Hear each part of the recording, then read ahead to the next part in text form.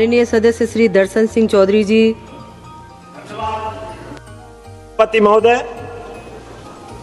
आज मैं आपके माध्यम से अति महत्वपूर्ण विषय में, जिसमें पत्रकारिता केवल एक पेशा नहीं है बल्कि यह एक मिशन है और भारतीय लोकतंत्र में यह चौथा स्तंभ है और सूचना का माध्यम नहीं, ये लोकतंत्र की आत्मा है।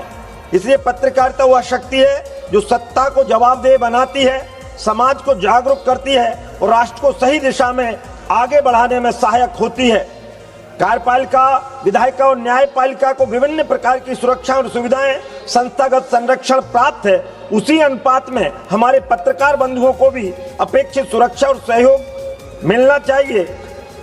चाहे वह फील्ड में रिपोर्टिंग कर रहा हो या किसी संवेदनशील मुद्दे को उजागर कर रहा हो, अनेक प्रकार के जोखिमों और असुरक्षाओं का सामना उसे करना पड़ता है। इसलिए उसकी सुरक्षा और सामाजिक व आर्थिक सुदृढ़ीकरण हेतु उसमें समग्र प्रभावी पत्रकार सुरक्षा एवं कल्याण नीति बनाई जाए और एक और जिससे पत्रकारों को कार्यस्थल व फील्ड रिपोर्टिंग के दौरान समुचित सुरक्षा व्यवस्था, पूर्व की भांति यात्रा में 50% रियायत की पुनर्बहाली होना चाहिए। पत्रकारों एवं उनके परिवारजनों के लिए जीवन और स्वास्थ्य बीमा की व्यवस्था होनी चाहिए। उनके बच्चों के लिए शिक्षा की सहायता होना चाहिए।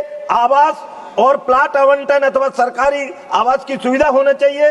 राष्ट्रीय एवं राजमार्गों में आवागमन हेतु टोल शुल्क में रियायत और साथ में आधुनिक युग की चुनौतियों को देखते हुए डाटा जर्नलिज्म और एआई आधारित रिपोर्टिंग के लिए सरकारी प्रशिक्षण कार्यक्रमों की व्यवस्था होनी चाहिए। मेरे लिए, मेरे नरसिंहपुर और होशंगाबाद में मैं ये चाहता हूं कि मैंने